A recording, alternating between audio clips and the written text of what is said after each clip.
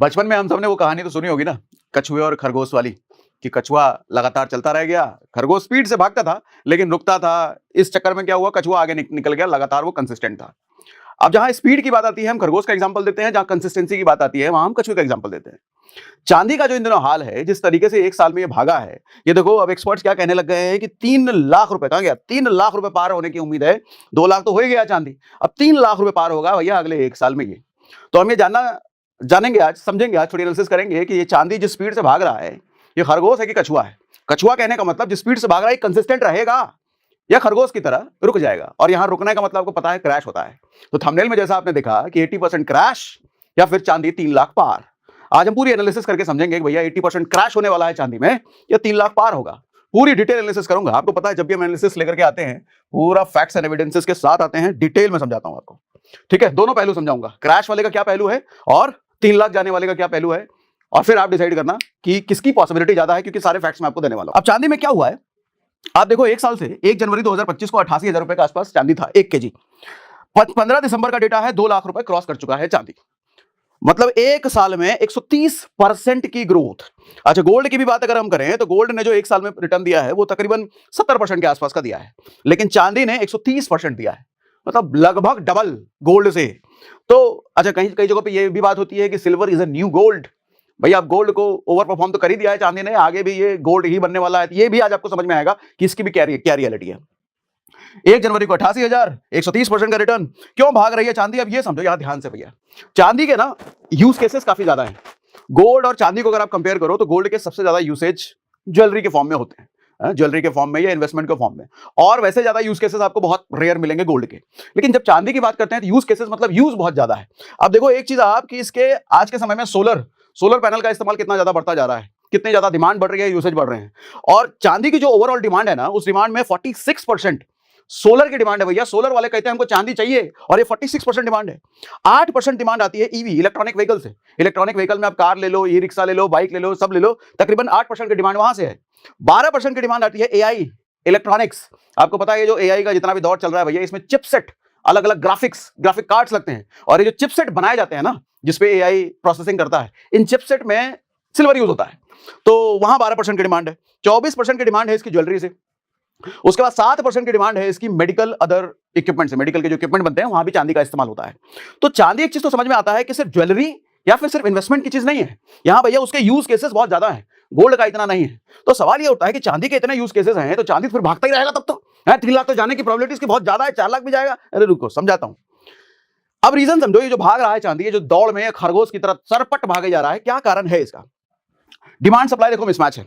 अब इसको आप ऐसे समझो कि आपके मोहल्ले में एक समोसे वाला है, वो पूरे दिन का 100 समोसा बनाता है, लेकिन पता चले कि 100 समोसे बना रहा है लेकिन खाने वाले कह रहे हैं हमको 130 समोसे चाहिए। तो क्या होगा, वो समोसे वाला 130 समोसे कहां से बेच पाएगा, वो 100 ही बना पा रहा है। वो क्या करेगा, समोसे का प्राइस घटाएगा कि बढ़ाएगा? क्या करेगा, बढ़ाएगा। वो 10 रुपए का समोसा 12 में बेचने लग जाएगा, 15 में बेचने लग जाएगा, क्योंकि उसको पता है कि डिमांड ज्यादा है। चांदी के साथ एग्जैक्टली खेल यही हो रहा है। चांदी में दुनिया में देखो माइनिंग 25,800 टन पूरी दुनिया में हर साल माइनिंग होती है। डिमांड इसकी है 37,000 टन की। माइनिंग कितनी हो रही है, 25,000 टन, डिमांड कितनी है 37,000 टन, यानी कि 11,000 टन हर साल। और ये 5वां साल है लगातार डिमांड इसकी बढ़ती जा रही है। पिछले 5 साल में देखा जाए तो 24,000 के टन डिमांड और सप्लाई में डिफरेंस आ गया है, मतलब सप्लाई कम है और डिमांड बढ़ती ही जा रही है। और क्यों डिमांड बढ़ती जा रही है, हमने आपको यहाँ पे ये जो ग्राफ दिखाया कि इतने सारे यूज केसेस हैं और ये सारे बढ़ते जा रहे हैं। सोलर की डिमांड बढ़ती जा रही है, एआई में डिमांड बढ़ती जा रही है, ईवी में डिमांड बढ़ती जा रही है, क्योंकि ये सब रुकने वाले नहीं है। ये साल दर साल इनकी डिमांड बढ़ रही है और इनकी डिमांड बढ़ रही है, तो चांदी की बढ़ेगी ना, बढ़ेगी। के लिए ही हो रहा है। अब उसके बाद माइनिंग।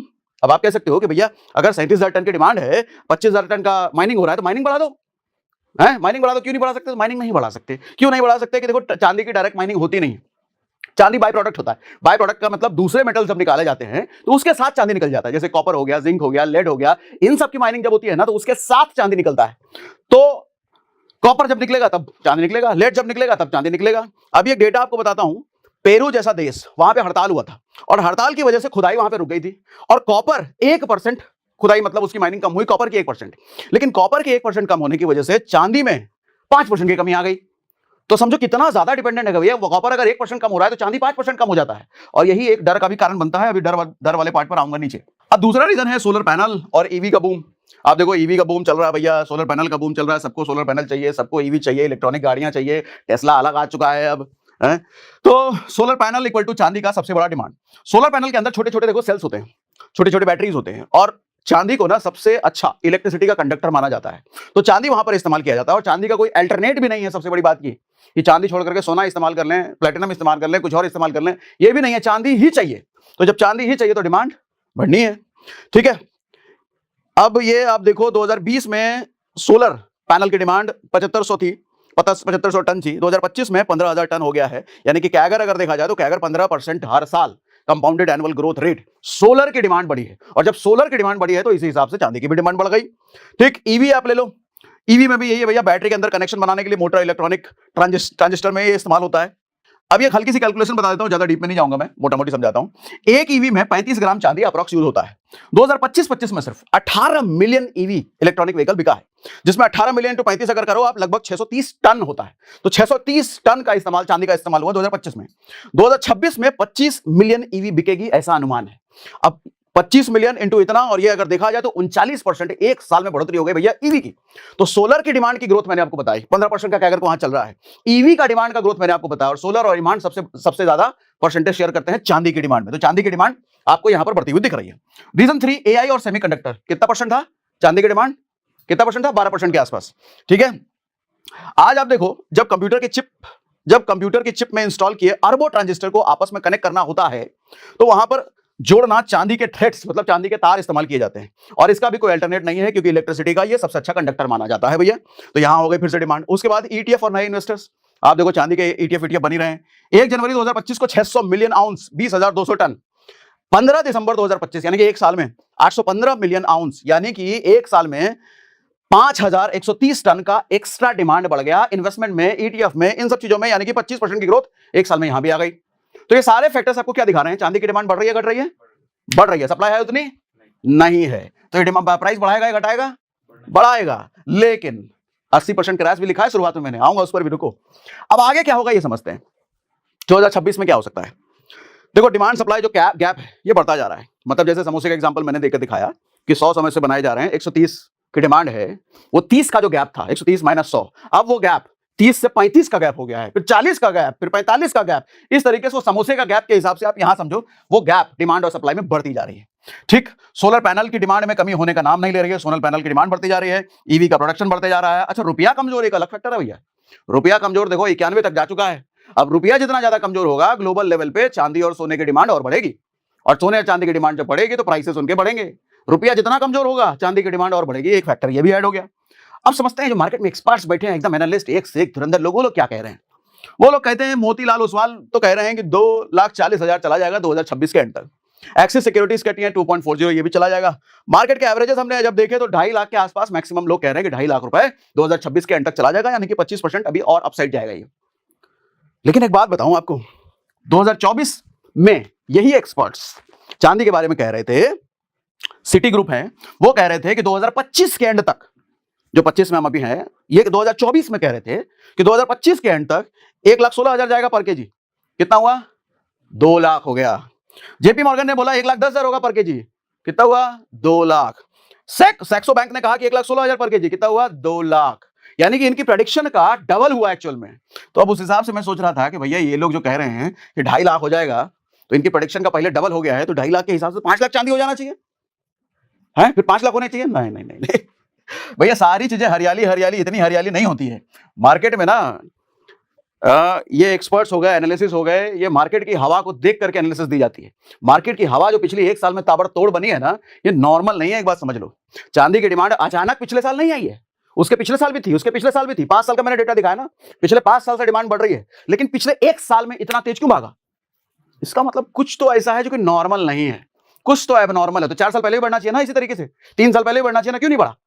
सवाल है कि नहीं, जब 5 साल से डिमांड बढ़ रही है तो। और ये एक साल की ग्रोथ को देख करके एक्सपर्ट कह रहे हैं कि 2.5 लाख चला जाएगा। अरे ऐसे थोड़ी मान लेंगे। मैं देखो सारे पहलू आपको बता रहा हूं, ऐसे कुछ नहीं, ब्लंट एकदम नहीं मान लेना भैया कि 1.5 लाख बोल दिया तो चले जाएगा, 3 लाख बोल दिया तो चले जाएगा, या 80% क्रैश लिख दिया मैंने थंबनेल में तो हो ही जाएगा। मैं तो पहलू सारे एक्सप्लेन करूंगा आपको, आप देखना, एनालिसिस करना। क्या सिल्वर के दाम मैनिपुलेट किए जा रहे हैं? अब आओ ये बात भी समझ लो आप। देखो होता क्या है ना, कोई जब छोटी चीज होती है ना, उसको मैनिपुलेट करना आसान होता है। बड़ी चीज को मैनिपुलेट करना मुश्किल होता है। इसको गोल्ड और सिल्वर दोनों का एग्जांपल देखिए, मैं आपको समझाता हूं। गोल्ड क्या होता है कि बड़ा मार्केट कैप है, लार्ज कैप समझ लो आप, सिल्वर को आप स्मॉल कैप समझ लो। लार्ज कैप वो भी आप रिलायंस समझ लो, भैया स्टॉक मार्केट का रिलायंस है गोल्ड, और सिल्वर को आप कोई भी छोटा मोटा स्टॉक ले लो, ऐसा है। तो होता क्या है कि 100 करोड़ रुपए का अगर कोई गोल्ड खरीदता है, मान लो 100 करोड़ रुपए डाल दिए मार्केट में, गोल्ड खरीद लिए, तो उसका असर पता है कितना ग्रोथ आएगा ओवरऑल गोल्ड पर? 0.04% बढ़ेगा वो।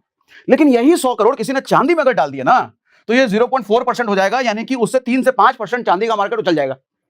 मतलब मार्केट गोल्ड में वही 100 करोड़ डालो तो इतना सा हिलेगा, वही 100 करोड़ चांदी में डालो तो ज्यादा हिल जाएगा। इसकी वजह से क्या होता है कि कम पैसा, ये 100 करोड़ कोई बहुत बड़ी रकम तो नहीं है, बहुत बड़े बड़े 1000 करोड़ 5000 करोड़ 10,000 करोड़ लगाने वाले बैठे हैं। तो सोच के देखो, 1000 करोड़ अगर जिसके पास है, तो उसके लिए चांदी की मार्केट को मैनिपुलेट करना कितना आसान है। और ये पहली बार ऐसा नहीं है कि नहीं हो सकता, भैया 1980 में हो चुका है।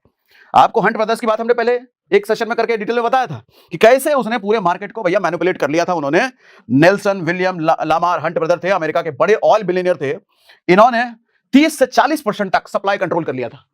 और जब इन्होंने बेचना शुरू कर दिया, तो होता क्या है कि छोटा मार्केट जब होता है ना, छोटे मार्केट का बड़ा इन्वेस्टर जब बेचना शुरू कर देता है, तो ज्यादा गिरावट देखने को मिलती है। और जब ज्यादा गिरावट देखने को मिलती है, तो छोटे मोटे जो इन्वेस्टर्स होते हैं पैनिक में वो भी बेचना शुरू करते हैं। बड़े ने तो बेचा ही बेचा, छोटे वाला अलग से बेचेगा, तो एक साथ और ज्यादा गिरावट देखने को मिलती है। और जिस गिरावट को हम गिरावट नहीं कहते, करेक्शन नहीं कहते, हम उसको क्रैश कहते हैं। और यही हुआ भी था 1980 में कि भैया क्रैश हुआ था, 80% क्रैश। 2 साल में 8 गुना जंप हुआ था उस टाइम पे। और उसके बाद $50 पे जो चला गया था चांदी का प्राइस, उस टाइम पे $50 से सीधा $10 पे गिरा था, और ये 80% क्रैश था। देखो मैं सारे पहलू बता रहा हूं, चांदी की डिमांड बहुत बढ़ रही है, सप्लाई और डिमांड में गैप क्रिएट हो रही है, लेकिन ये पिछले 5 साल से हो रहा है। सवाल ये है कि एक ही साल में इतना प्राइस क्यों बढ़ा है? कहीं कुछ गड़बड़ तो नहीं चल रहा है, ठीक है। अब कंक्लूजन क्या है? चांदी अब सिर्फ देखो सेफ हेवन रहने गया, इसके यूज केसेस तो बढ़ ही रहे हैं, इसमें कोई शक नहीं है, डिमांड इसकी बढ़ ही रहे हैं, इसमें कोई शक नहीं है भैया। सप्लाई पीछे है, डिमांड आगे है, लेकिन उसके साथ साथ इतिहास को ना भूलना कभी भी। इतिहास में एक बार हो चुका है, बड़े पैसे वाले मैनिपुलेट कर चुके हैं चांदी के मार्केट को। तो हमें नहीं पता अभी कि क्या कोई बैठ करके चांदी के मार्केट को मैनिपुलेट कर रहा है कि नहीं कर रहा, क्योंकि ये सब बातें मार्केट में तभी आती हैं जब कोई चोर पकड़ा जाता है। जब तक उधर चोरी चल रही है, किसी को पता ही नहीं कहां कोई चोरी चल रही है, तो हमें नहीं पता कहां कोई चोरी चल रही है, कोई मैनिपुलेशन चल रहा है कि नहीं चल रहा है। लेकिन चांदी में मैनिपुलेशन करना आसान है, गोल्ड में नहीं है, ठीक। अब 2026 का आउटलुक 2.5 लाख से 3 लाख लोग बता रहे हैं, 4 लाख भी पॉसिबल कह रहे हैं, क्योंकि जब उन्होंने बोला था कि 1 लाख जाएगा तो 2 लाख चला गया, और जब 2.5 लाख कह रहे हैं तो हम तो ऐसे हिसाब से मान लें 5 लाख चला जाएगा, कुछ भी है। तो बॉटम लाइन ये है कि भैया सिल्वर देखो high demand potential, high return potential है, लेकिन high volatility plus high risk वाला भी है। तो जो लोग कह रहे हैं silver is a new gold, possible है, यूज केसेस हैं, लेकिन जो ग्रोथ 138% 130% हमने पिछले 1 साल में देख लिया, वैसा ही ग्रोथ अगले 1 साल में हो जाएगा, पॉसिबल ये भी है। लेकिन अगर पता चला कि मैनिपुलेशन है, तो भैया क्रैश के लिए भी तैयार रहो, दोनों चीजों के लिए तैयार रहो। तो इसलिए सजेशन, अगर मेरे से कंक्लूजन पूछोगे, तो अंधा बन के पैसा नहीं डालने का सिल्वर में। यहाँ थोड़ा बहुत डालते रहो, ठीक है, क्या पता हो गया 3 लाख तब, क्या पता हो गया 4 लाख तब, तो उतना ही पैसा डालो जितना आप 80% क्रैश झेलने के लिए भी तैयार हो। एकदम 3 लाख मान करके पैसा नहीं डालने का। अच्छा, एकदम 80% क्रैश मान के रुक जाने का, ऐसा भी नहीं करने का। स्मार्ट इन्वेस्टर वो होता है जो कि हर समय हर परिस्थिति में थोड़ा बहुत अपना इन्वेस्टमेंट अपने हिसाब से, रिस्क प्रोफाइल के हिसाब से करता रहता है। बाकी ये जो पूरा हमने इसमें बहुत सारे नंबर भी लिखे हैं, ये मैंने आपको बताया नहीं कि आप कंफ्यूज ना हो जाओ, ठीक है। अपना देखो, अब सारी बातें हमने आपको बताई दी। चलो भैया आज के लिए दोस्तों, आज की वीडियो में सागर सर ने हमें बताया कि 2026 में चांदी क्या वाकई 3 लाख रुपए प्रति किलो तक पहुंचेगी, या फिर 80% का बड़ा क्रैश देखने को मिलेगा। आज हर निवेशक के मन में यही सवाल है। हाल ही में चांदी ने जबरदस्त तेजी दिखाई है, लेकिन इतिहास गवाह है, जहां लालच होता है वहां रिस्क भी उतना ही बड़ा होता है।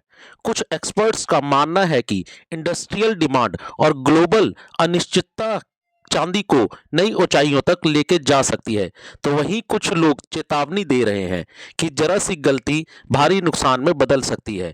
तो सवाल ये नहीं कि चांदी ऊपर जाएगी या नीचे, सवाल ये है कि आप सही रणनीति के साथ निवेश कर रहे हैं या नहीं।